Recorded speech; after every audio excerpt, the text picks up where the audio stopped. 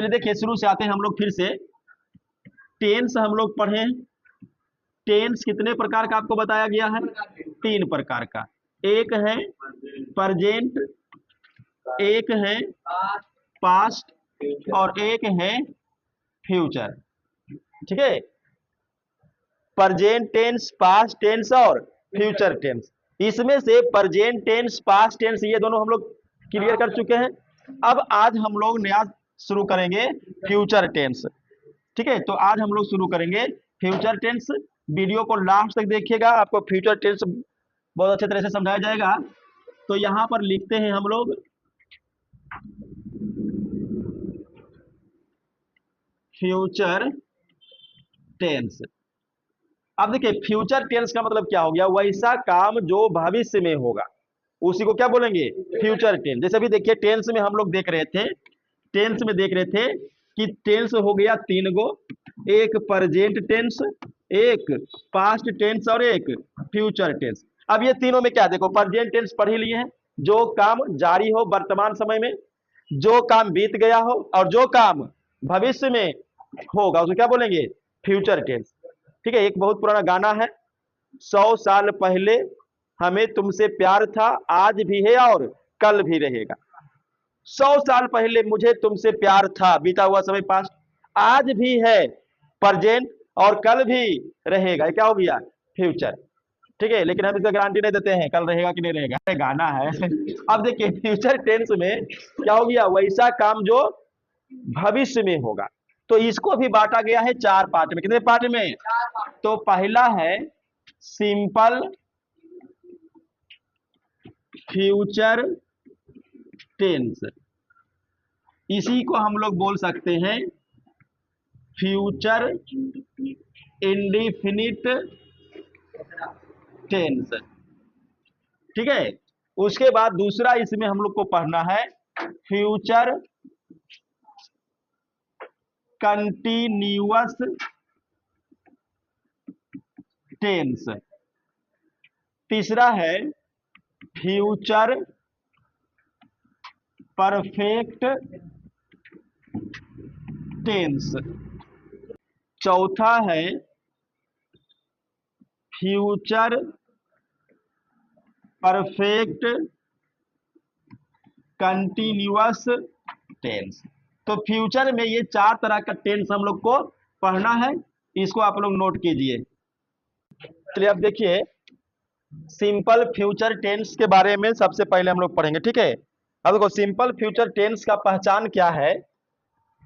यहां देखिए, जिस हिंदी वाक्य के वर्ब माने की क्रिया के अंत में ऊंगा, एगा, एगी, एंगे इत्यादि लगा रहे हैं वो कहलाएगा सिंपल फ्यूचर टेंस। जैसे इसका एग्जांपल देखिएगा, मैं कहानी लिखूंगा। तो अब यहां समझिएगा वर्ब क्या हुआ? लिखना, धातु लिख, और लिख धातु में क्या लगा हुआ है? ऊंगा। लिखूंगा तो ऊंगा लगा हुआ है ना। उसी प्रकार से देखिए दूसरा एग्जांपल इसका, वह घर खरीदेगा। अब देखिए क्रिया का धातु क्या है कि वर्ब क्या है? खरीद, और उसमें क्या लग गया? एगा, खरीदेगा, एगा आ रहा है, एगा आ रहा है। वह घर खरीदेगी तो एगी आ रहा है। ठीक है, बहुवचन हो जाएगा, वे लोग घर खरीदेंगे तो एंगे आ जाएगा। तो कहने का मतलब हुआ कि वर्ब देखिए और वर्ब के अंत में ऊंगा, एगा, एगी, एंगे इत्यादि लगा हुआ रहे। अगर ऐसा रहेगा तो इसको बनाइएगा कैसे? तो बनाने का नियम यहां देखिएगा। अच्छा, ये वाला जो पैटर्न देख रहे हैं, ये वाला जो पैटर्न देख रहे हैं, ये कौन सा पैटर्न है? असर्टिव का। ठीक है, तो बनाने का नियम पहला हम लोग देखेंगे असर्टिव सेंटेंस के लिए। तो ए नंबर है structure for assertive sentence.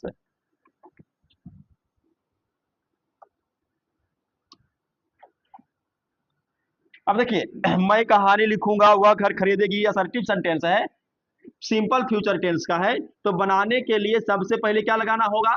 Subject. तो सब्जेक्ट यहाँ देखिए, मैं का आई, यहाँ सब्जेक्ट हुआ का सी, लड़की है इसलिए।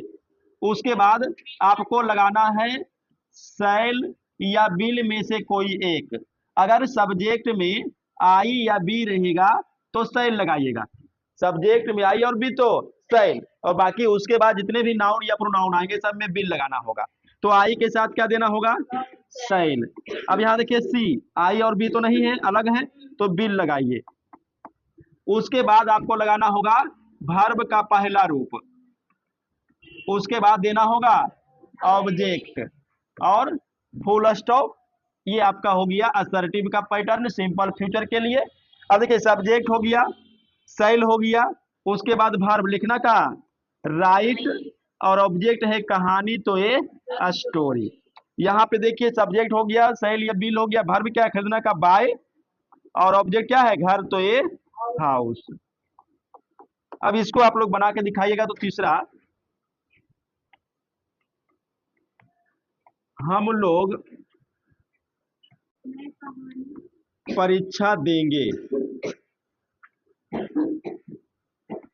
हम लोग परीक्षा देंगे, इसको बना के दिखाइए। तो सब्जेक्ट बी, बी के साथ शैल, वर्ब का पहला रूप परीक्षा देना, देना का हो जाएगा इसमें एपियर, और एट द एग्जामिनेशन ये आपका ऑब्जेक्ट के रूप में आ गया।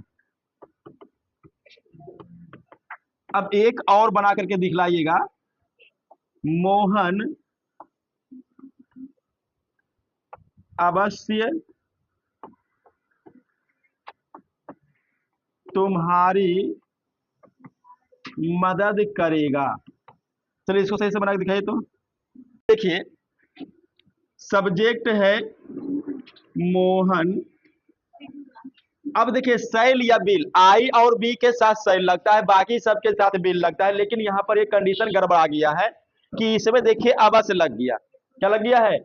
जब वाक्य में अवश्य लग जाएगा, यानी कि जब दृढ़ निश्चय का बोध होगा, जैसे कि मोहन अवश्य तुम्हारी मदद करेगा, क्या हुआ? दृढ़ निश्चय, मदद करेगा ही, अदम अवश्य मदद करेगा, तब वहां पर हम लोग इस वर्ब को बदल देंगे, यानी आई बी के साथ बिल, बाकी सबके साथ शैल, उल्टा हो जाएगा।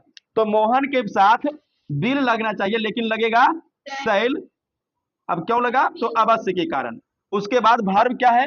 मदद करना का हेल्प, और ऑब्जेक्ट क्या है? यू। तो छोटा सा एक चीज ध्यान में रखिएगा कि अगर वाक्य में अवश्य लग गया, वाक्य में क्या लग गया?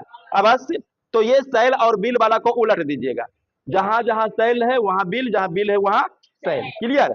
चलिए यहां तक का स्क्रीनशॉट ले लीजिए।